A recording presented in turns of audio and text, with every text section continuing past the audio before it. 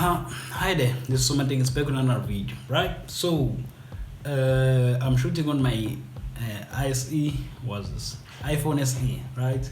It's shooting 4K. I've been doing this also last week. This is because of one reason, right? My camera broke down. This is the Canon DSLR, the 200D that I've just reviewed, right? So the thing fell apart. So more on that on another day, right?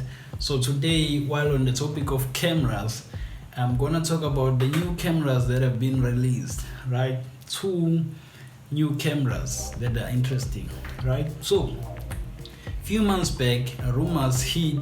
Okay, so the news hit the social media that Canon is releasing a Canon R5, right? A new mirrorless camera, and this camera might be capable of shooting 8K resolution footage, right?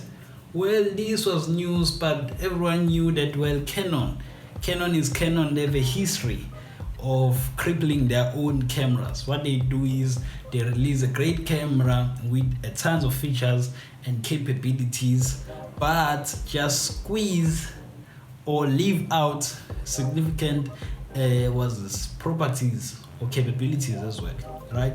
Find that the hardware is much more capable, but they just pinch it or just cripple the thing, right? Reason for this, well, will be that they don't want product cannibalism, right?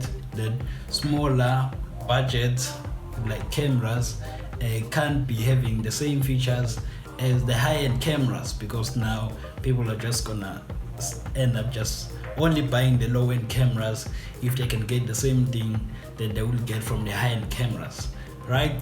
Which is kind of a bummer, that if, well, this camera is capable of this thing, why not put in everything that it's capable of just doing, and then on the high-end one you put some other things that the high-end cameras should be capable of doing, right?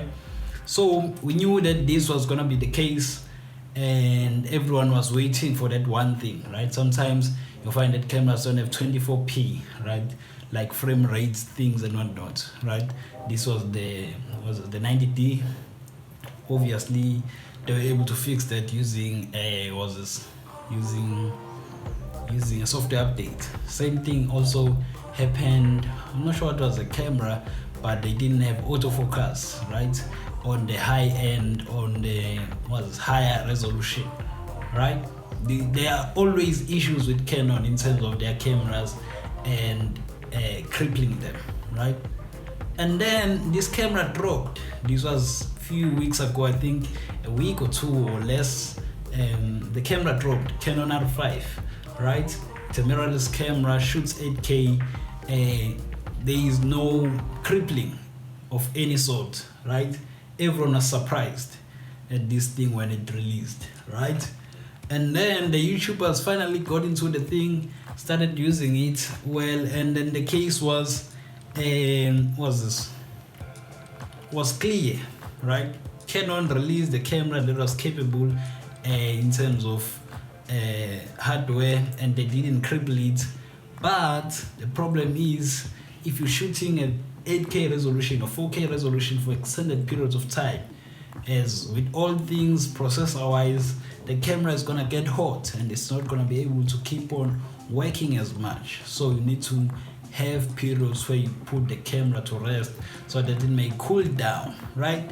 This has been was the cause for controversy online, right? Everyone has been complaining sort of about this camera or criticizing it over this fact, right? And well, I think it's always the thing with people that it's a great thing, but they're always gonna want to find a flaw in it, right? It's a great camera. Canon listened, they gave people what they want, right? Or what they wanted. And then, well, Sony, people have been begging Sony for years to release what's called the A7S3, right? This camera, it's been a long awaited one, right? Maybe 5 years or something like that. People have been wanting this thing to come out, right? And well, I think Sony couldn't have found a more perfect time to release this thing, because they just dropped it and the specs are insane as well, right? Although photography wise, I'm not sure I would use the A7S III. Photography wise, I'm sure the picture is amazing, but in terms of resolution, I'm not really sure. Other than that, it's a really great camera for video, right? The kind of photos or videos it takes in low light, the fact that the ISO can be extended up to 409,000 without that much grain being introduced or noise being introduced in the image is really something, right? It's a really great camera, and Sony has listened to its customers in terms of providing the needed features, right? 4K 120p and all the other exciting things that are there, right?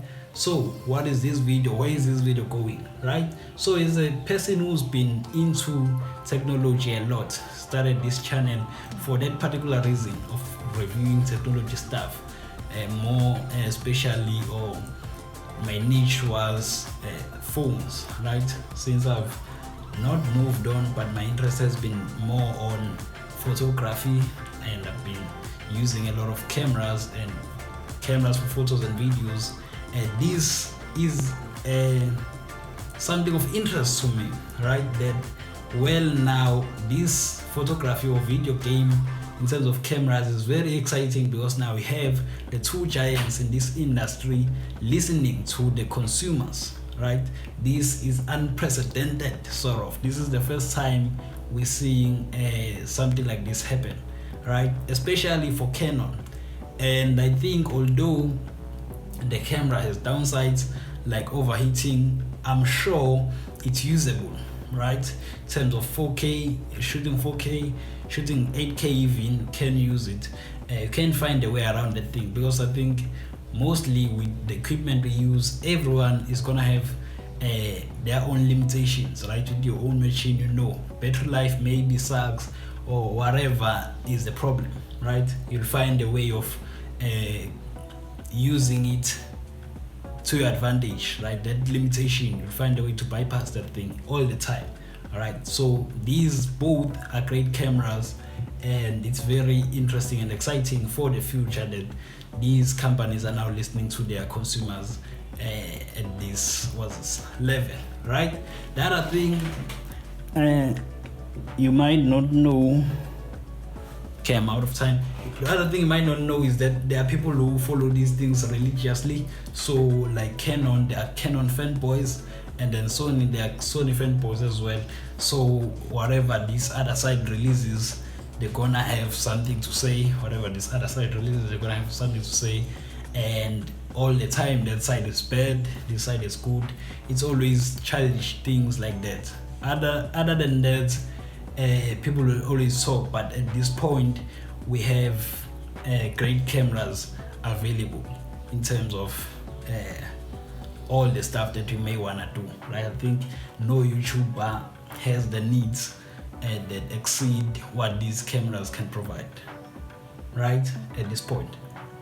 Well, for the foreseeable future, I'm gonna only be talking about these things and not actually buying them, right? Because, well, funds are not that great at the moment. I don't have 3,500 in US dollars. That is not even counting import taxes and VAT when coming to South Africa. So it's gonna be around with maybe 80,000-90,000 when coming this side. That's not even counting the lens, right? So it's a bit too pricey for me at the moment. But I'm just alluding or introducing you to the fact that these companies are listening, and this is an interesting thing that has been happening here, and hopefully we see more of it in the future. Okay, that's been it. So my days. See you in the next video. Peace.